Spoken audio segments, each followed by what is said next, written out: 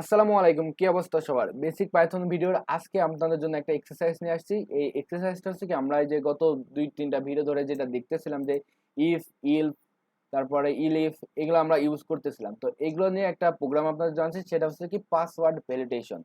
তো password validation বিষয়টা কি, ধরেন যে আপনারা যখন কোনো কিছু একটা পাসওয়ার্ড লেখেন, তো নর্মালি বিভিন্ন ওয়েবসাইটে দেখবেন যে যদি পাসওয়ার্ড যদি মিনিমাম অক্ষর হতে হয় কত, 6 অক্ষর।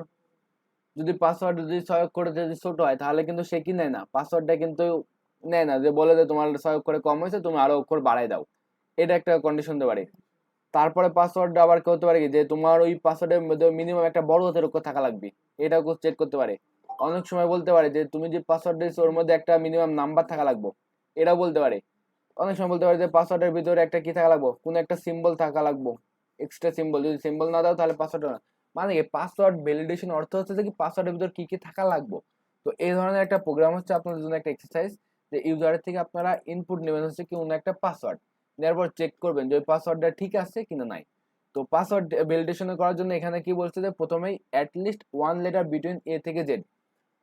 ওই যে ইউজার যে পাসওয়ার্ডটা দিবে তার ভিতরে এ থেকে জেড এর ভিতরে মিনিমাম কতটা এক লেটার থাকবে, মানে একটা। ধরেন যে ইউজারের একটা পাসওয়ার্ড দিল যে মেহেদি, তো ওখানে মেহেদি প্রত্যেকটা অক্ষরে বড় হাতে, তাহলে কিন্তু এটা কি ভ্যালিড পাসওয়ার্ড হইব? এটা কিন্তু ভ্যালিড পাসওয়ার্ড হবে না। কারণ কি বলছে, যে মিনিমাম অ্যাটলিস্ট একটা ছোট হাতের অক্ষর থাকা লাগবে এ থেকে জেড এর মাঝখানে, এবং একটা মিনিমাম বড় হাতের অক্ষর থাকা লাগবে।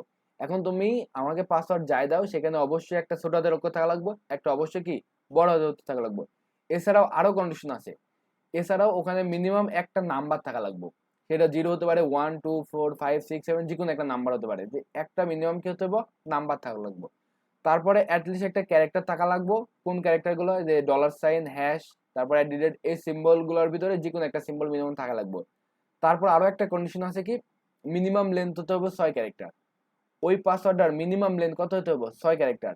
আর 16 ক্যারেক্টার কি ম্যাক্সিমাম, মানে কি আপনাকে ইউজার থেকে একটা পাসওয়ার্ড নিতে হবে, সেটা চেক করতে হবে যে সেই পাসওয়ার্ডটা ভ্যালিড নাকি রং। এখন ভ্যালিড হওয়ার অর্থ কি, যদি পাসওয়ার্ডটা 6 ডিজিটের কম হয় তাহলে ওটা কিন্তু ভ্যালিড না।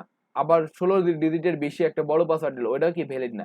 অবশ্যই পাসওয়ার্ডের লেন্থ কত হবে, 6 থেকে 16। এটা আপনার চেক করার দায়িত্ব, যে পাসওয়ার্ডের লেন্থ কত, 6 থেকে 16 মাঝখানে আছে কিনা। তারপরের ভিতরে কন্ডিশন দেখতে হবে কি, ওই পাসওয়ার্ডের ভিতরে ছোট হাতের অক্ষর কোন একটা আছে কিনা, এবং বড় হাতের কোন একটা অক্ষর আছে কিনা, এটা চেক করবেন। এরপরে চেক করবেন যে ওই যে পাসওয়ার্ড দিয়েছে ওর ভিতরে কোন একটা নাম্বার আছে কিনা। তারপর দেখবেন কোন একটা সিম্বল আছে কিনা। তো এই সমস্ত কন্ডিশন যদি সত্য হয়, মানে ওই পাসওয়ার্ডের ভিতরে একটা হলেও ছোট হাতের অক্ষর, একটা হলেও বড় হাতের অক্ষর, এবং একটা কোন একটা নাম্বার থাকে, তারপরে যদি একটা হলেও এই ডলার সাইন, হ্যাশট্যাগ, এমপ্লয়, এগুলোর ভিতরে কোনো একটা সিম্বল থাকে, এবং পাসওয়ার্ডের লেন্থ যদি 6 থেকে 16 মাঝামাঝি হয়, তাহলে সেক্ষেত্রে আপনি বলবেন যে এটা পাসওয়ার্ড একটা ভ্যালিড। আর না হলে আপনারা বলবেন কি এটা হচ্ছে ইনভ্যালিড পাসওয়ার্ড। এইটা হচ্ছে আপনাদের জন্য এক্সারসাইজ, এটা আপনারা সবাই প্র্যাকটিস করবেন। করার পর আজকের এই ভিডিও যেটা আছে এটার কমেন্ট বক্সে এটার এক্সারসাইজটা দিবেন, আমি চেক করবো যে আপনারা ঠিকভাবে করছেন কিনা।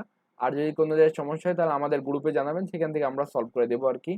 তো আজকের ভিডিও এই পর্যন্তই, এবং এই মডিউলটা এই পর্যন্তই ফিনিশ। আপনারা ইফ, ইলস, তারপর ইলিফ, এগুলো বেশি বেশি প্র্যাকটিস করবেন। কারণ কি, যখন আপনার প্রবলেম সলভিং করবেন তখন দেখবেন যে সবসময় বেশিরভাগ ক্ষেত্রে কি আপনার কোনো না কোনো একটা কন্ডিশন চেক করা লাগতেছে। তো কন্ডিশন যদি চেক করা লাগে সেক্ষেত্রে তো আপনাকে এইগুলা লাগবেই, যে বড় কিনা, ছোট কিনা, এই জিনিস আছে কিনা, ওই জিনিস নাই কিনা। তো এই সমস্ত বিষয় আশয় নিয়ে কিন্তু আমাদের ইফ, ইলস, ইলিফ এই বিষয়গুলা পড়ে। তো এগুলো যত বেশি প্র্যাকটিস করবেন তত বেশি শিখতে পারবেন। আপনারা জন্য প্রোগ্রামিং শেখা শুরু জার্নিটা যেন সফল হোক এই কামনাই করি। তো আজকের ভিডিও এই পর্যন্তই। আর এই এক্সারসাইজটা সবাই করার চেষ্টা করবেন। ধন্যবাদ সবাইকে। আসসালামু আলাইকুম।